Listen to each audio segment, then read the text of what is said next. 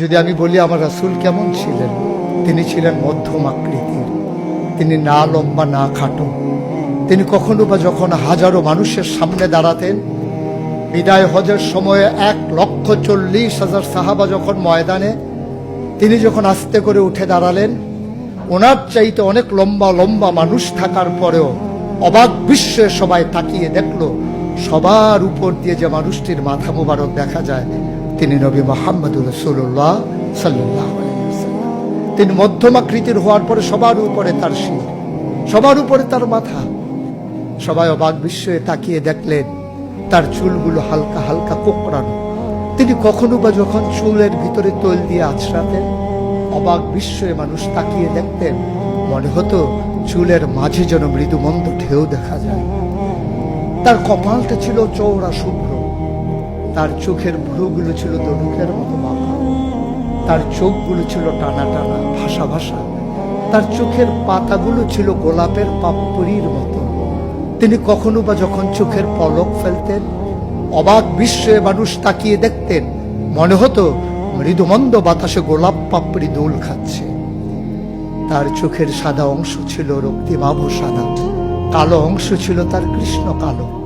তার ঠোঁটগুলো ছিল গোলাপি রঙের, তার নাকটা ছিল খাড়া, ছিদ্রগুলো ছিল ছোট ছোট, নাকের নিচে ঠোঁটের উপরে ছিল চিকন সরু গোঁফ।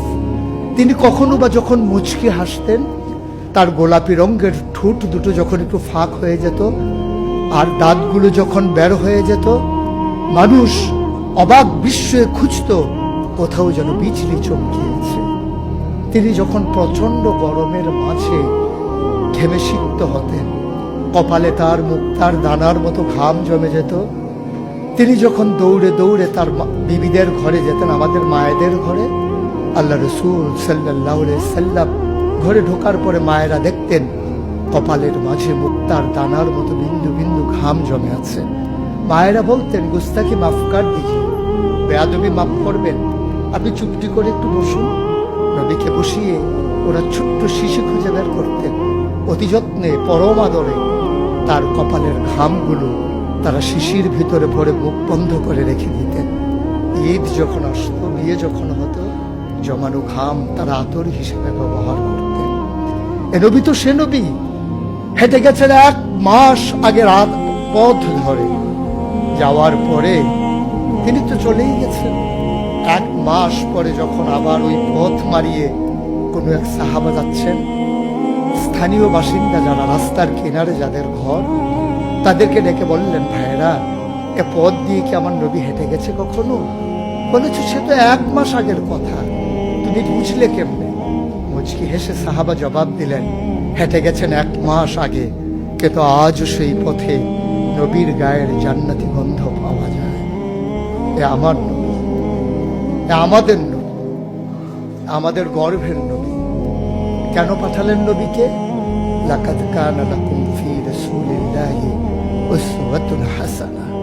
তিনি মডেল, তিনি আইডল, তিনি আইকন, তিনি অনুপম আদর্শ, তিনি আমাদের জন্য উসওয়াতুন হাসানা। তিনি পথ দেখিয়েছেন কেমন করে একটা ছেলে তার মায়ের কাছে ভালো সন্তান হতে পারে। তিনি আঙ্গুল দিয়ে দেখিয়ে দিয়েছেন কেমন করে কোনো এক স্ত্রীর কাছে ঈর্ষণীয় স্বামী হওয়া যায়। তিনি আচরণ করেছেন মা আয়েশার সাথে এমন যে আচরণ আজও যদি কোনো মেয়েরা করে, তাহলে তার স্বামী হবে তার কাছে সেরা স্বামী। শুধু সেই স্বামী তার স্ত্রীর সাথে সেই ব্যবহার করে। আল্লাহ রাসূল সাল্লাল্লাহু আলাইহি সাল্লাম আদরের নাতি হাসান হুসাইনের সাথে এমনই মধুর ব্যবহার করেছেন। কেউ যদি সেরা নানা হতে চায়, কেউ যদি সেরা দাদা হতে চায়, সেজন্য নবীজি যে আচরণ করেছে হাসান হুসাইনের সাথে, সেই আচরণ করেছে তার নাতনি নাতনির সাথে, তাহলে সে হয়ে যাবে সেরা নানা।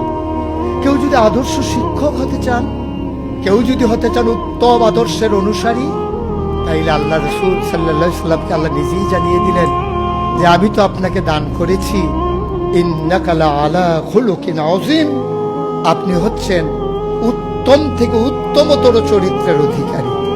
চরিত্র হচ্ছে 3 রকম, খুলুকুল হাসান, খুলুকুল করিম, খুলুকুল আযীম। খুলুকুল হাসান মানে হচ্ছে আপনাকে একজন গালি দিয়েছে, আপনি হুবহু সেই গালিটা দিয়েছেন। আপনাকে বলেছে তুমি বদ, আপনি বলেছেন আমি না তুমি বদ। এটা হচ্ছে হাসান। আপনাকে বলেছে তুমি সাংঘাতিক খারাপ, আপনি চুপ মেরে হেঁটে চলে গেছেন মাথা নিচু করে, আপনি হচ্ছেন খুলুকুল কারীম। আর আপনাকে বলা হলো তুমি খুব খারাপ মানুষ, আপনি চুপ করে তো চলে গেলেনি, মসজিদে গিয়ে আপনি হাত উঠিয়ে দোয়া করছেন মাওলা। সে হয়তো বুঝেনি, সে যদি বুঝতো আমাকে হয়তো বলতো না, তার জন্য উল্টা আপনি দোয়া করে দেবেন। এটাকে বলে খুলুকুল আযীম, যেটা ইন্নাকা লা আলা খুলুকিন আযীম। আল্লাহ বলছেন, ও নবী, আমি হলাম সর্বোত্তম মর্যাদার অধিকারী, আর আপনি হচ্ছেন সর্বোত্তম চরিত্রের অধিকারী। সুতরাং যার কোনো তুলনা হয় না, তুলনা মেলা ভার, জুড়ি মেলা ভার।